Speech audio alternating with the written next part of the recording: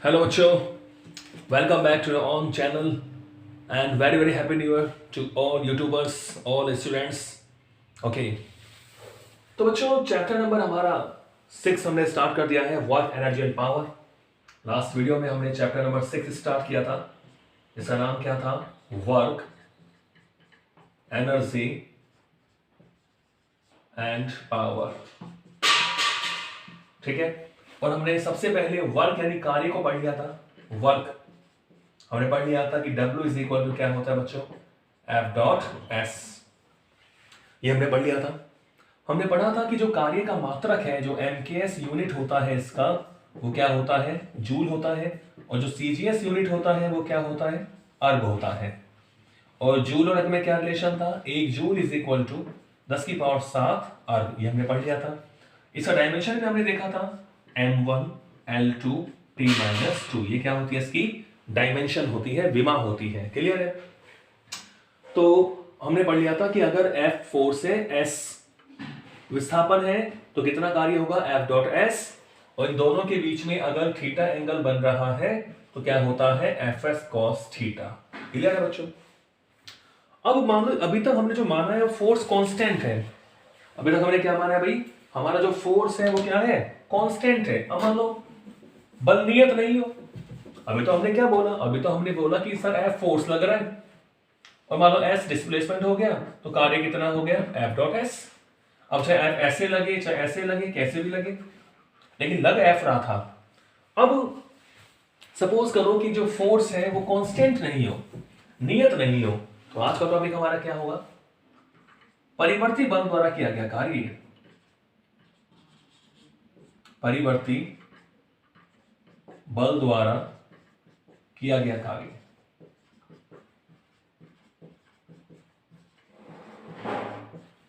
परिवर्ती बल द्वारा किया गया कार्य। ठीक है? Work done by varying force. Work done bye A varying force. Varying का मतलब क्या हो गया? परिवर्ती बल द्वारा किया गया कार्य। क्लियर है बच्चों? ठीक है, वेराइंग फोर्स, वेराइंग, इसको ऐसे लिख लेते हैं ING। Work done by varying force, परिवर्ती बल द्वारा किया गया कार्य। तो यहां बच्चों में ग्राफ बनाना पड़ता है। यहां जो हम कार्य की गणना करते हैं वहां हम किससे करते हैं? बल विस्थापन ग्राफ से करते हैं।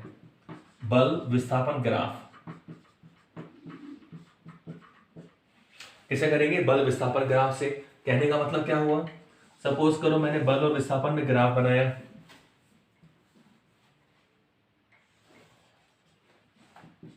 ये तो फोर्स था, इस तरह चेंज हो रहा है, और ये हमारा डिस्प्लेसमेंट था, मान लो x था। ठीक है? तो मैंने कहा कि यहां जो फोर्स है वो बच्चों इस तरह चेंज हो रहा है। मान लो ये हमने फोर्स बना दिया, इस तरह फोर्स क्या हो रहा है? चेंज हो रहा है। तो अब देख रहे हैं अलग अलग, अब ये हमारा एरिया बन गया। ठीक है?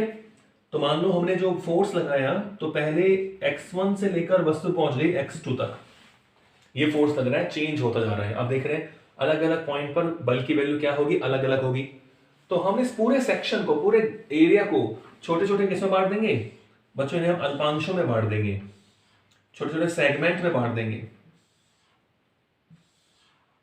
ठीक है? ये हमने बराबर बराबर क्या मान लिए? अल्पांश मान लिए, स्मॉल सेगमेंट मान लिए। x1 से x2 तक विस्थापन हुआ तो मैंने सपोज करो इन सभी को समान अल्पांशों में बांट दिया, और मैं छोटे से अल्पांश की बात कर रहा हूं। मान लो इसका नाम मैंने क्या रख दिया? AB। और AB के मध्य जो डिस्टेंस है, ये जो डिस्टेंस है उसको मैंने क्या मान लिया? dx। क्या मान लिया इसको बच्चों? dx मान लिया। तो अब इन छोटे से मान के लिए हम f को कांस्टेंट मान सकते हैं। तो इस छोटे से अल्पांश के लिए dx विस्थापन के लिए, अरे असल में अगर हमारे पास परिवर्ती बल होता है तो हम किस तरह सॉल्व करते हैं?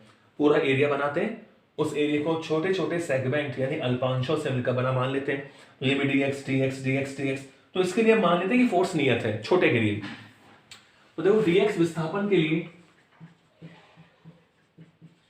dx विस्थापन के लिए किया गया अल्प कार्य, कितना कार्य हमें करना पड़ेगा। dx विस्थापन के लिए अल्प कार्य कितना होगा, उसे मैंने बोल दिया बच्चों dw। तो फॉर्मूला क्या होगा, dw is equal to F dot dx। dw is equal to क्या हो जाएगा, एफ डॉट dx। क्लियर है, ओके। तो सारे कार्य dw dw dw हो सकते हैं, मतलब ये जो dx है dw, ऐसे ये भी dx है dw। तो कुल कार्य निकालने के लिए अतः किसी वस्तु को x1 से x2 स्थिति, किसी वस्तु को x1 से x2 स्थिति तक विस्थापित करने में, x1 से x2 स्थिति तक विस्थापित करने में किया गया कुल कार्य निकालें, किया गया कुल कार्य। ठीक है बच्चों, तो हम बच्चों क्या करते हैं, इसका इंटीग्रेशन कर देते हैं x1 से x2 f डॉट dx। ये हमारा फॉर्मूला बन जाता है w is equal to x1 to x2 f dot dx। w is equal to x1 to x2 f dot dx। तो ऐसे हम इंटीग्रेशन करते हैं अलग अलग जो हमने वर्ग निकाला है। तो किसी भी एक सेगमेंट के लिए, एक अल्पांश के लिए आप कार्य निकाल लो और फिर प्रारंभिक स्थिति से अंतिम स्थिति तक हम इसका क्या कर देते हैं, समाकलन कर देते हैं। तो w is equal to x1 to x2 f dot dx। यही हमारा फॉर्मूला होता है f डॉट dx। क्लियर है, तो समाकलन का मतलब हो गया पूरा एरिया आप कवर कर रहे हो। ठीक है, तो इसको और समझने के लिए हम कुछ क्वेश्चंस करेंगे।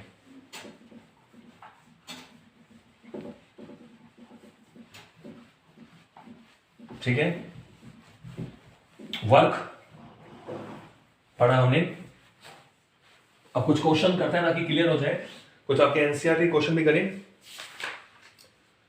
ओके, तो we have question number first, example first देखते हैं आपका एनसीईआरटी का। ओके, एनसीईआरटी का आपका एग्जांपल फर्स्ट है। ठीक है, इसको हम सॉल्व करते हैं। तो कह रहा है बल लग रहा है F is equal to, question लिख रहा हूं मैं बच्चों, बल लग रहा है, बल F is equal to 3i cap plus 4j cap minus 5k cap. 3i cap plus 4j cap minus 5k cap, ये फोर्स लग रहा है। तथा विस्थापन आपको दे रखा है 543, तथा विस्थापन आपको दे रखा है d vector is equal to 5 cap plus 4j cap plus 3k cap. ठीक है, फोर्स और डिस्प्लेसमेंट। तो F इज इक्वल टू आपको दे रखा है 3i cap plus 4j cap minus 5k cap, तथा विस्थापन आपको दे दिया 5 cap plus 4j cap plus 3k cap के बीच का कोण ज्ञात करो और F का d पर प्रक्षेप भी ज्ञात करो। विस्थापन d के बीच का कोण ज्ञात करो। तो ये तो एक तरह से स्केलर और वेक्टर प्रोडक्ट पे क्वेश्चन है।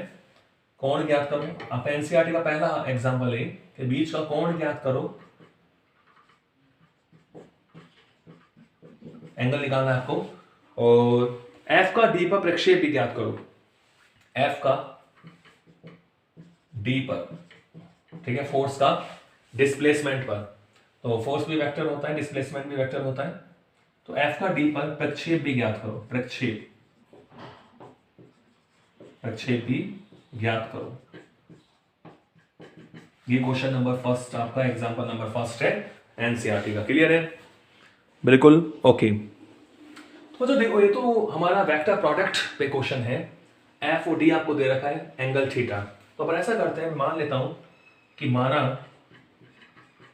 कि फोर्स F एवं जो डिस्प्लेसमेंट D है, F व D के मध्य जो कोण है वो मैं क्या मान लेता हूं बच्चों, थीटा मान लेता हूं। ठीक है, F और D के मध्य कोण क्या मान लेता हूं, थीटा। तो मैं मान रहा हूं कि दोनों थीटा एंगल पर है इस तरह। तो ये मान लो आपका फोर्स है और ये क्या है बच्चों, D। दोनों के बीच में क्या एंगल मान लिया, थीटा। तो पहले तो हमें थीटा निकालना है। फिर कह रहे हैं F का D पर प्रक्षेप भी ज्ञात करो। प्रक्षेप का मतलब ये होता है कि एफ का डी की दिशा में वैल्यू कितना होगा। एफ का किसका निकालना है, एफ का डी पर, तो डी पर प्रोजेक्शन डाल दिया हमने, ये प्रोजेक्शन हो गया बच्चों। अब वो ये वैल्यू निकालनी कि एफ का डी पर प्रक्षेप, अगर कहते हैं डी का एफ पर प्रक्षेप तो हम डी को इधर बना देते, तो एफ का डी पर, तो एफ की वैल्यू डी की दिशा में कितनी होगी, वो उसका प्रोजेक्शन कहलाता है। तो एफ का डी की दिशा में डी पर प्रक्षेप ये हो गया ये वाली वैल्यू, यानी इसको मैं नाम दे दूं that is O A B. तो हमें पता है ये एफ है, ये थीटा एंगल पर, तो एफ का इस डायरेक्शन में कंपोनेंट क्या होगा, एफ कॉस थीटा। तो हमें एफ कॉस थीटा निकालना है, ठीक है। तो ध्यान रखें जब भी आपको दो वेक्टर्स के बीच में एंगल निकालना होता है तो जो स्केलर प्रोडक्ट है, जो बिंदु गुणनफल है, अदिश गुणनफल है, वो इजी रहता है, उससे करना इजी रहता है। कहने का मतलब एफ और डी का स्केलर प्रोडक्ट लीजिए, बिंदु गुणनफल, तो आपको पता है बच्चों एफ डॉट डी क्या होता है, F D cos theta. F dot D क्या होता है भाई, एफ डी कॉस थीटा, ठीक है। तो यहां से जो कॉस थीटा आपको मिलने वाला है वो क्या हो जाएगा, F dot D upon F D, F dot D upon F D, ये कॉस थीटा हो गया। तो आप क्रॉस से भी कर सकते हो, क्रॉस से लेकिन बड़ा पड़ता है, ये सरल पड़ेगा, cos theta is equal to F dot D upon F D. देखो वैल्यू रखते हैं हम, क्योंकि हमें थीटा निकालना है, cos theta is equal to, देखो एफ की वैल्यू क्या है, 3i cap minus 4j cap, sorry plus 4j cap minus 5k cap, ये तो हो गया एफ डॉट डी कितना है, 5i cap plus 4j cap plus 3k cap, 5i cap plus 4j cap plus 3k cap, F dot D upon F D. Upon F D का मतलब, इस F का मतलब होता है कि ये जो एफ है ये सदिश का परिमाण है, यानी मैग्नीट्यूड ऑफ फोर्स एफ, ये मैग्नीट्यूड ऑफ डिस्प्लेसमेंट, तो फोर्स जो है फोर्स की परिमाण की बात कर रहा है, तो इसका परिमाण हमें पता है अंडर रूट आई कैप के गुणांक का स्क्वायर प्लस जे कैप के गुणांक का स्क्वायर प्लस के कैप के गुणांक का स्क्वायर, ठीक है। किसी भी सदिश का मैग्नीट्यूड यानी परिमाण लेने का तरीका क्या होता है, अंडर रूट आई कैप के गुणांक का स्क्वायर प्लस जे कैप के गुणांक का स्क्वायर प्लस के कैप के गुणांक का स्क्वायर, ठीक है। और डी का मतलब क्या हो गया, डिस्प्लेसमेंट का हमें यानी आई कैप के गुणांक का स्क्वायर प्लस जे कैप के गुणांक का स्क्वायर प्लस के कैप के गुणांक का स्क्वायर। तो बच्चों इसको सॉल्व करेंगे तो हमें किसकी वैल्यू मिल जाती है, कॉस थीटा की वैल्यू हमें मिलेगी। चलो सॉल्व करते हैं इसको। तो बच्चों cos theta is equal to, देखो डॉट कैसे करते हैं मैंने आपको सिखाया हुआ है, आई का आई से करो, जे का जे से करो, के का के से करो, क्योंकि बाकी सब क्या हो जाते हैं जीरो। तो देखो यहाँ 3 है 5 है, 5 से कितना हो गया 15, ठीक है, चिन्ह के साथ करना है, 5 या 15 प्लस चल रहा है 416, जे वाले करा 16, और ये माइनस है प्लस है, माइनस प्लस माइनस माइनस का 15, ठीक है, अंडर रूट। तो बच्चों देखो 3 थी 9, तो ये हो गया बच्चों 9 प्लस 16 प्लस 25, और ऐसे ये क्या मिलेगा हमें 25 प्लस 16 प्लस 9। तो यहां से जो cos थीटा हमें मिलने वाला है, देखो 15 से 15 कैंसिल हो गया, तो cos theta is equal to ये बच गया 16। तो देखो आप देख रहे हैं 16 और 25 और 25 50, तो root 50 into root 50, root 50 into root 50, इसका मतलब रूट को रूट से गुणा करोगे तो 50 हो जाएगा, रूट हट जाएगा, 16 बटा 50।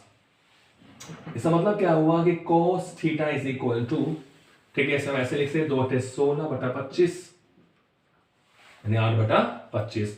तो cos थीटा की वैल्यू मुझे क्या मिलती है बच्चों, 8 बटा 25, क्लियर है, 8 बटा 25। तो इसको या तो आगे सॉल्व कर लो या फिर ऐसे ही छोड़ दो। तो cos थीटा आपको मिला 8 बटा 25, तो इसका मतलब थीटा इज इक्वल टू क्या हो जाएगा, cos इनवर्स 8 बटा 25, ठीक है, आप भाग में देके लिख सकते हो। ये हो गया थीटा, तो हमें थीटा मिल गया। और f का d पर प्रक्षेप निकालना है, यानी projection of f on d, तो f cos थीटा। तो अगला क्या करना हमसे, f का d पर प्रक्षेप, वेक्टर f का वेक्टर d पर प्रक्षेप क्या होगा, तो ये हो गया बच्चों f cos theta, f cos theta, ठीक है। f का d पर प्रक्षेप क्या हो गया, f cos थीटा। तो f एफ की वैल्यू हमें पता है, एफ कितना है, एफ हमें दे रखा है, यानी इसका हम ले मैग्नीट्यूड यानी √50। एफ की वैल्यू क्या है बच्चों, √50, ठीक है ना, वही परिमाण। और कॉस थीटा कितना है, 8/25, ये निकाला हुआ देखो अपन ने 8/25। तो √50 को मैं क्या लिख सकता हूँ, √50 को मैं लिख सकता हूँ 25 दूनी 50, 25 × 2 × 8/25, ठीक है बच्चों। तो देखो 25 बाहर आएगा यानी 5 आ जाएगा। तो ये बच्चों देखो 5√2 ये बटा 25 × 8, तो 25, तो ये हो जाएगा √2, 8√2/5, ये किसकी वैल्यू हो जाएगी, एफ कॉस थीटा की, ठीक है, 8√2/5। क्लियर है, ओके। तो ये आपका एग्जांपल नंबर फर्स्ट था एनसीईआरटी का। आगे चलते हैं, ओके, और क्वेश्चन करते हैं, देखो एक और।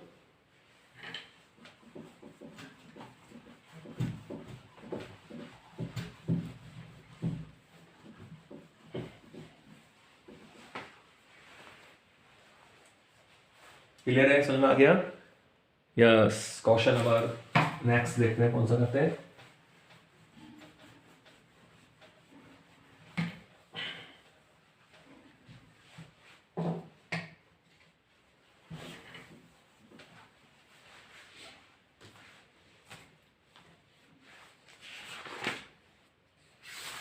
ठीक है बच्चों, ये पहला एग्जांपल था आपका।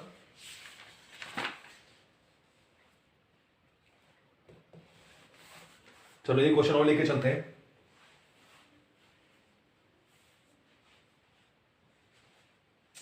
ये क्वेश्चन क्या कह रहा है आपसे, एक कण जो है उस पर एक फोर्स लग रहा है। देखो एक कण बल, एक कण पर बल लग रहा है, उसकी वैल्यू आपको दे रखी है 4i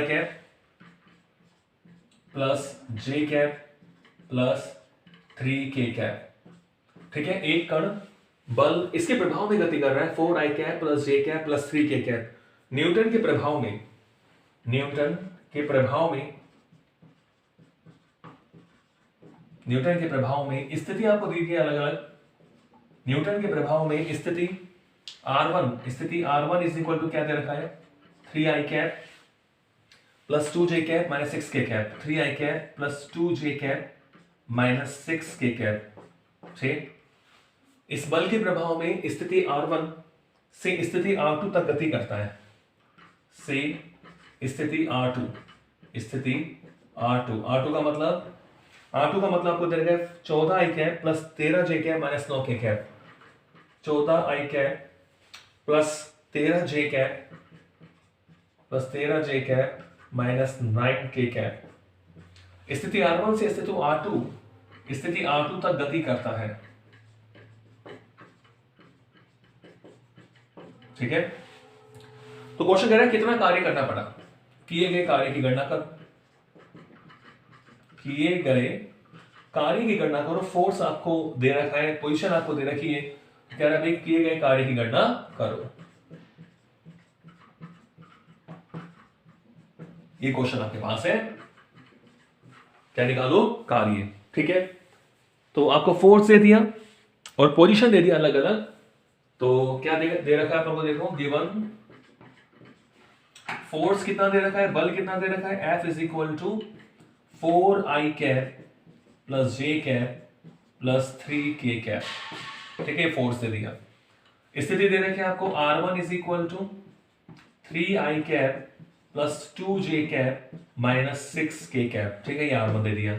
ऐसी स्थिति R2 क्या दे दिया आपको, 14i + 13j - 9k। ठीक है, तो आपसे कह रहा है भाई निकालो कार्य। तो देखो फोर्स हमारे पास है, बल हमारे पास है, क्या चाहिए आपको, विस्थापन चाहिए, तो कार्य हमारे पास आ जाएगा। सिंस जो कार्य होता है W = क्या होता है, F.dr लिख दूं मैं, F.dr। तो F.dr का मतलब क्या होगा, तो देखो स्थिति R1 से R2 हो गई, ये प्रारंभिक स्थिति है, इनिशियल स्टेट है, ये अंतिम स्थिति है, तो अंतिम स्थिति माइनस प्रारंभिक स्थिति। तो जो विस्थापन आएगा एफ डॉट, ठीक है, dr का मतलब क्या हो जाएगा r2 माइनस r1। तो लेट्स पुट द वैल्यू बच्चों। w इज इक्वल टू, देखो f वेक्टर की वैल्यू कितनी है 4i cap plus j cap plus 3k cap, ये हो गया f वेक्टर, ठीक है, डॉट r2 माइनस r1। तो आपको r2 में से r1 लेस करना है, तो i में से i, j में से j, k में से k लेस करिए। देखो 14 माइनस स्टार्टिंग कितना हो जाएगा 11, 14 में से 3 गए तो कितना बच गया बच्चों 11i कैप, 13 में से 2 गए तो बच्चों 11j कैप, और माइनस 9 प्लस 6 यानी minus 3k cap. Minus 9 plus 6 कितना आएगा बच्चों, माइनस का 3k कैप आएगा। तो हमारे पास डिस्प्लेसमेंट आ गया, वर्क हमारे पास है, तो इनका डॉट कर सकते हैं। तो इनका डॉट कैसे होगा, देखो बच्चों W इज इक्वल टू, देखो डॉट कैसे होगा, I का I से करें, J का J से करें, K का K से करें, क्योंकि बाकी सारे क्या हो जाते हैं जीरो। हमें पता है I डॉट I1 होता है, इसका मतलब क्या है, देखो कि 4 इंटू 11, 4 को 11 से करा I डॉट I। चलो मैं लिख देता हूं, देखो दोबारा समझाने के लिए, I डॉट I। ऐसे I डॉट J करोगे तो 0, I डॉट K करोगे तो 0, ठीक है ना। ऐसे J के लिए बात करें तो J देखो प्लस में आपसे कह रहे हैं, इधर तो है 1, उधर है 11, और ये बचा J डॉट J, और प्लस माइनस माइनस, इधर है 3, उधर भी है 3, और ये बचा K डॉट K, ठीक है। तो गुणांक को हम लेके चल रहे हैं, तो बच्चों W is equal to 1144 I dot I1 plus 11 minus का 9, तो कितना हो गया W is equal to 44 plus 11 में से 9 गए तो 2, यानी W इज इक्वल टू कितना आ गया बच्चों 46 जूल, यानी कितना कार्य करना पड़ेगा 46 जूल। क्लियर है, 46 joule we have to perform work for displace from R1 to R2। Clear बच्चों, ओके आगे चले नेक्स्ट। तो इन एग्जांपल से पूरा क्लियर हो जाता है कि हम किस तरह वर्क निकाल रहे हैं। डिस्प्लेसमेंट निकाल के हमने वर्क निकाला, ओके। नाउ नेक्स्ट क्वेश्चन में लेके चल रहा हूं।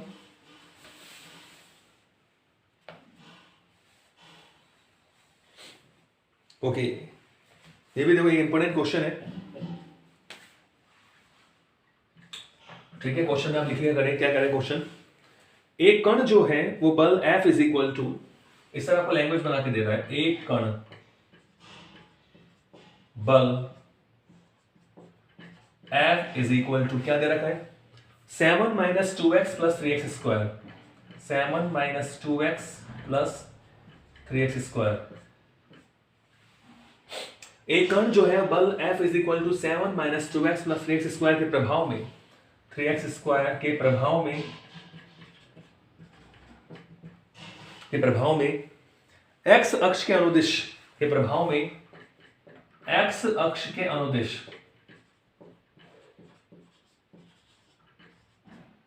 x अक्ष के अनुदिश 0 से 5 मीटर तक गति करता है। x अक्ष के अनुदिश x बराबर 0 मीटर से 5 मीटर तक गति करता है, ठीक है। ये आपको एक क्वेश्चन दे दिया इस तरह लैंग्वेज बना के, गति करता है। तो कोई कण है उस पर इतना फोर्स लग रहा है, फोर्स उसकी एक्स यानी स्थिति पर डिपेंड कर रहा है, तो जैसे ही फोर्स लगाया तो वो 0 से 5 मीटर तक उसने मोशन करा, गति करता है। तो ऐसा करने में किए गए कार्य की गणना करो। तो ऐसा करने में हमें किसी गणना करनी है, किए गए कार्य की गणना करो, ये क्वेश्चन है आपका। नेक्स्ट क्वेश्चन क्लियर है। एक कण पे फोर्स लग रहा है F is equal to 7 minus 2x plus 3x square newton का फोर्स लग रहा है। जैसे ये फोर्स लगा उससे जो हमारा कण है वो x अक्ष के अनुदिश 0 मीटर से 5 मीटर तक गति करता है। तो कार्य की गणना करो। तो क्लियर है, बताओ आपको पता लग गया होगा कि यहां हम कौन सा फॉर्मूला यूज करेंगे कि अगर मान लो x1 से x2 तक फोर्स लगता है कितना F, तो कार्य कितना होता है W is equal to F dx। कहां से कहां तक x1 से x2, ठीक है। तो यहां में परिमाण रूप में दे रखा है तो F dx फॉर्मूला यूज करेंगे, ओके। तो इसे सॉल्व करते हैं। देखो तो x1 की वैल्यू ये x1 मान लेंगे 0 वाला प्रारंभिक वाला, और ये 5 मान लेंगे x2 वाला। तो बच्चों 0 से 5 F कितना दे दिया 7 minus 2x plus 3x square into में dx। ठीक है, तो बच्चों इंटीग्रेशन करना पड़ेगा, इसका भी इंटीग्रेशन करेंगे माइनस इसका प्लस इसका, यानी 0 to 5 7 dx। ठीक है, माइनस 0 to 5 2x dx। ठीक है, इसके साथ इसका plus 0 to 5 3x square dx। 3x square dx clear है बच्चों? तो इसको हम सॉल्व करें, देखो सॉल्व करिए इसे, तो जो हमें वर्क मिलेगा, जो कार्य मिलेगा W इज इक्वल टू, जो 7 तो कांस्टेंट है, 7 को बाहर ले लिया, तो यानी हमें समाकलन करना है केवल किसका, dx का, माइनस 2 कांस्टेंट है, 2 को बाहर लो, यानी हमें जो समाकलन इंटीग्रेशन करना है 0 से 5 के बीच में x dx। क्लियर है, प्लस 3 कांस्टेंट है, 3 को बाहर लिया, जो कांस्टेंट होता है उसे समाकलन से बाहर ले लेते हैं, 3 को मैंने बाहर लिया, यानी 0 to 5, और ये हो गया बच्चों x स्क्वायर dx। क्या हो गया, x स्क्वायर dx। ठीक है, और देखो w is equal to 7, integration of dx का मतलब क्या होगा, x, कहां से कहां तक, 0 से 5। ठीक है, ये फॉर्मूला आप जानते हो, फॉर्मूला एक होता है, जब मैंने आपको इंटीग्रेशन पढ़ाया था, बताया था कि x की पावर n का समाकलन क्या होता है, x की power n plus 1 upon n plus 1। इसी सूत्र से dx का मतलब क्या आ जाता है, x माइनस 2, तो x का क्या हो जाएगा, पावर कितनी है, 1, तो 1 पावर है, तो 1 में 1 जोड़ोगे तो 2 अपॉन 2, यानी हो गया बच्चों x स्क्वायर अपॉन 2। लिमिट कहां से कहां तक, 0 से 5, प्लस 3x स्क्वायर है, पावर कितनी है, 2, तो पावर में एक जोड़ दो, उसी का भाग दे दो, यानी x क्यूब अपॉन 3, और इस 0 टू बच्चों 5। ठीक है, तो कितना वर्क हुआ, w is equal to 7। Limit रखने का तरीका, जिसकी लिमिट है उसकी जगह पहले अपर लिमिट रखो और फिर माइनस करके लोअर लिमिट, तो ये आगे बच्चों 5 माइनस 0। ठीक है, 2 को बाहर ले लो, 2 अपॉन 2, तो 5 का स्क्वायर यानी 25 माइनस 0, 3 को बाहर ले लिया हमने, तो 5 का क्यूब यानी 125 माइनस 0। क्लियर है, तो यहां से बच्चों w इज इक्वल टू, देखो ये 7 इंटू 5 कितना हो गया, 35, ये 2 से 2 कैंसिल, माइनस का 25, 3 से 3 कैंसिल, प्लस का 125, तो 125 में 25 गए तो 100, और 100 और 35 कितना हो गया, 135 जूल। तो कितना वर्क हो गया भाई, 135 जूल। वर्क कितना हो गया, 135 जूल। कितना कार्य करना पड़ा, 135 जूल। तो हो गई बात क्लियर? तो हमने क्लियर देखो समझ लिया किस तरह हम इंटीग्रेशन करके वर्क काउंट निकाल सकते हैं, कर सकते हैं। क्लियर है? तो ये हमने 3 क्वेश्चन करे। ओके,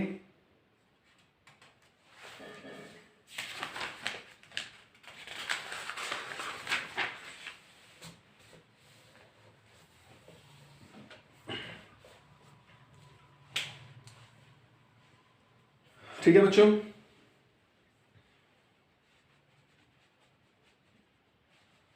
एक एग्जांपल और करते हैं आपका। देखो एक ग्राफ दे रखा है, 5वां एग्जांपल है एनसीईआरटी का।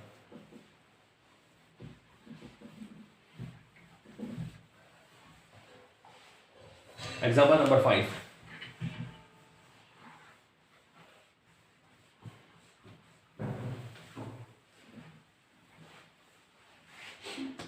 एग्जांपल 5 एनसीईआरटी का एग्जांपल 5 है।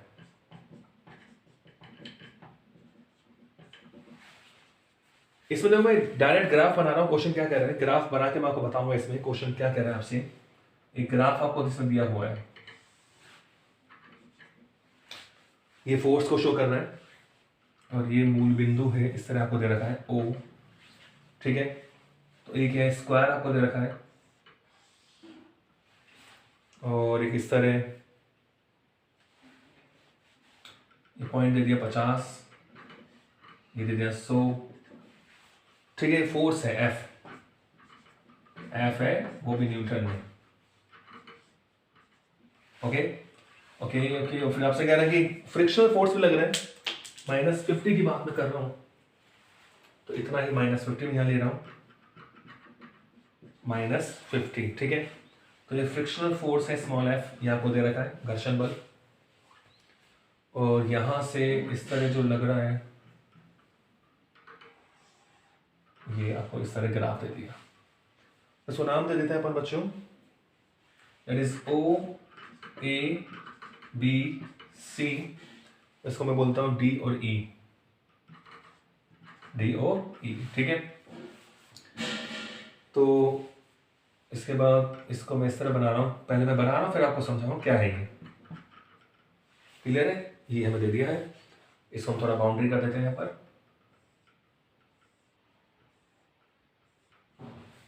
ठीक है बच्चों।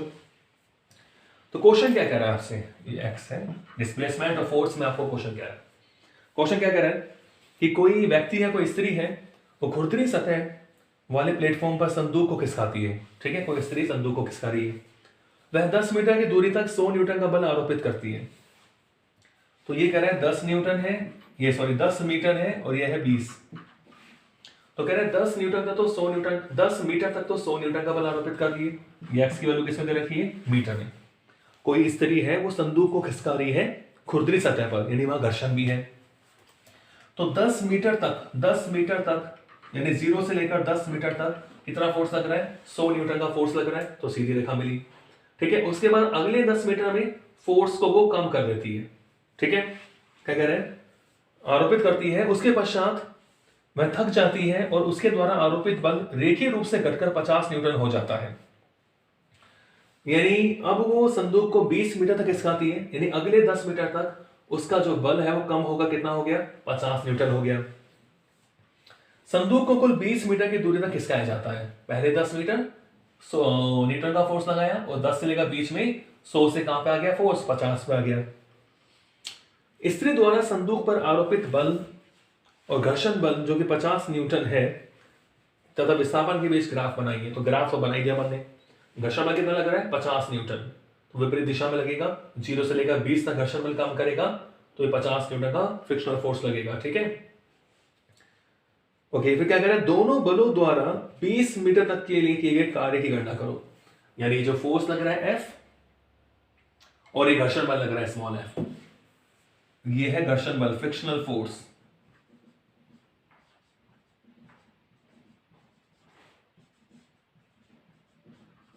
फ्रिक्शनल फोर्स, ये एक्सटर्नल फोर्स है जो अपन लगा रहे हैं, यानी स्त्री लगा रही है,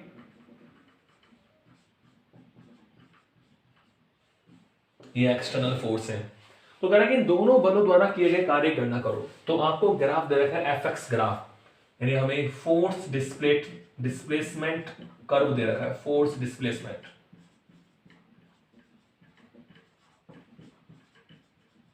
बल और विस्थापन में क्या दे रखा है, ग्राफ। तो हमें पता है कार्य का मतलब होता है F dot D x, F dot x, यानी हमें इससे क्या निकालना पड़ता है, क्षेत्रफल निकालना पड़ता है। क्या निकालना पड़ता है, क्षेत्रफल। तो बच्चों आप देख रहे हो कि यहां पर दो आकृति आपके पास है, ओ ए बी सी, और एक आपके पास है सी बी ई डी, ठीक है, सी बी ई डी आपको दे रखा है इसमें। तो उसी प्रकार से हम यहां कार्य निकाल सकते हैं कि आप देख रहे हैं एक आयत की तरह है, क्योंकि ये 10 है, ये 100 है, 10 और 100। तो हम कार्य कैसे निकालेंगे, देखो बाह्य बल द्वारा किया गया कार्य, बाह्य बल द्वारा किया गया कार्य,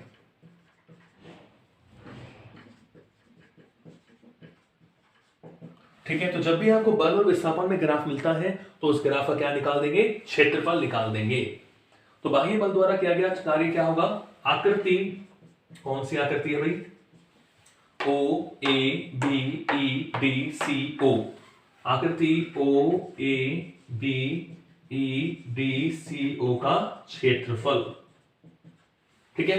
बल और विस्थापन में आपको ग्राफ दिया हुआ है और ग्राफ से आपको जब कार्य निकालना होता है तो बल और विस्थापन के मध्य हम क्या निकालते हैं, क्षेत्रफल निकाल देते हैं उस वक्र का, तो वो कार्य हमें प्राप्त होता है।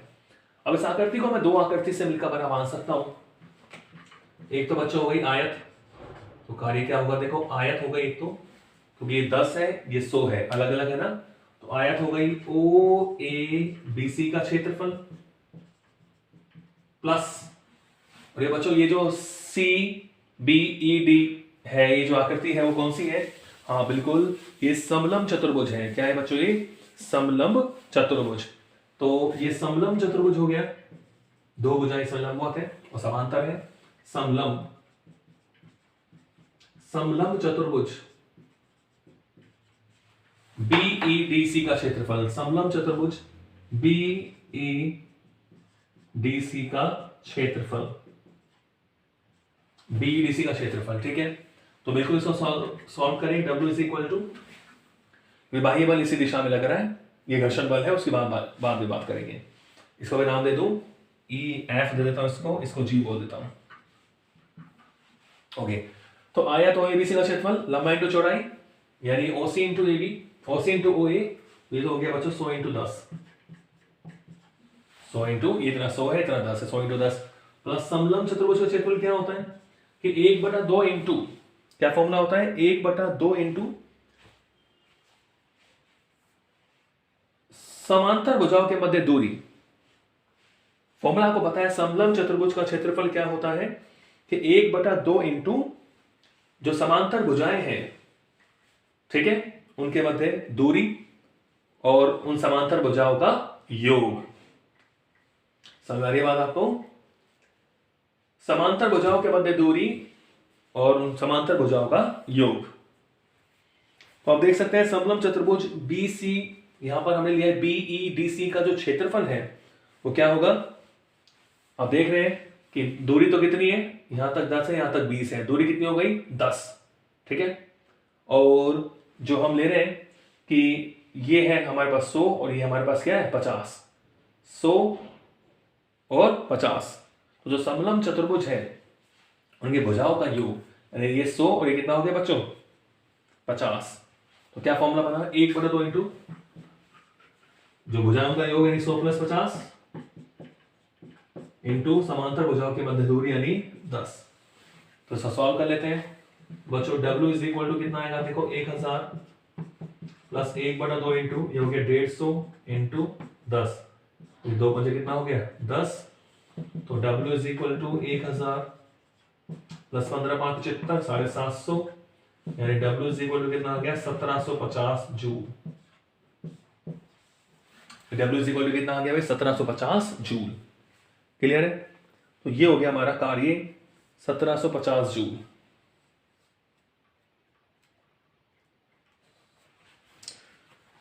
ठीक है, तो समलंब चतुर्भुज का क्षेत्रफल आपको ध्यान रखना है कि 1/2 इंटू समांतर भुजाओं का योग, ये 100 है, ये 50 है, इंटू इनके मध्य की दूरी। ठीक है, लंबवत दूरी होती है। अब देखते हैं घर्षण बल द्वारा कितना कार्य करना पड़ेगा। घर्षण बल द्वारा किया गया कार्य, घर्षण बल इधर लग रहा है तो यह आकृति हो गई O, यानी घर्षण बल के लिए हमारे पास ये डायग्राम है, ये वाला ODFG। 50 माइनस शो कर रहा है घर्षण बल को। ठीक है, तो बिल्कुल आपको पता लग रहा है आयत बन रहा है ये 20 और 50। तो इसी में मैं आगे लिख दूं यहां पर कि घर्षण बल द्वारा किया गया कार्य, ये तो बाह्य बल द्वारा किया गया कार्य हो गया। तो बच्चों घर्षण बल द्वारा किया गया कार्य क्या होगा? घर्षण बल द्वारा किया गया कार्य, घर्षण बल द्वारा किया गया कार्य, तो उसे मैं अगर W स्मॉल f लिख दूं तो घर्षण बल द्वारा जो ग्राफ हमें कवर करना है वो है ODFG, जो कि आयत है। ये हो गया बच्चों आयत ODFG का क्षेत्रफल, आयत ODFG का क्षेत्रफल। तो ये हो गया हमारे पास लंबाई इंटू चौड़ाई, यानी -50 तो हो गया फोर्स, और इसकी जो चौड़ाई है वो क्या हो गया बच्चों? 20। Small f is equal to minus का 1000 न्यूटन। तो 1000 न्यूटन का फोर्स लग रहा है घर्षण बल के द्वारा, माइनस किसको शो कर रहा है? घर्षण को शो कर रहा है। ठीक है, तो ये क्वेश्चन था एग्जाम्पल नंबर 5 एनसीईआरटी का। तो इसमें हमने जो बल विस्थापन ग्राफ के बारे में आज पढ़ा था, परिवर्ती बल द्वारा किया गया जो कार्य हमने पढ़ा था, उससे क्लियर होता है किस तरह हम निकाल सकते हैं। तो आज की वीडियो में इतना ही, मिलते हैं नेक्स्ट वीडियो में। Thank you.